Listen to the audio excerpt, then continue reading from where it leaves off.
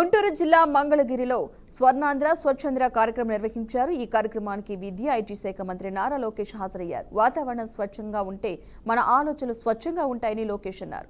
యుద్ధ వాతావరణ ఎంటీఎంసీని స్వచ్ఛ కార్పొరేషన్గా తీర్చిదిద్ది ర్యాంకింగ్ సాధించాలన్నారు. రానున్న సంవత్సరంలో భూగర్భ గ్యాస్, డ్రైనేజీ, డ్రింకింగ్ వాటర్ వ్యవస్థను అందుబాటులోకి తీసుకొస్తామని తెలిపారు. వ్యక్తుల్లో చైతన్యం తీసుకురావాలని, అప్పుడే మనం స్వచ్ఛాంధ్ర సంకల్పం సాధ్యమవుతుందని లోకేష్ అన్నారు. స్వర్ణాంధ్ర స్వచ్ఛంద్ర కార్యక్రమంపై విద్యార్థులకు నిర్వహించిన చిత్రలేఖనం పోటీలో గెలిచిన వారికి మంత్రి లోకేష్ సర్టిఫికేట్స్ ను అందజేశారు.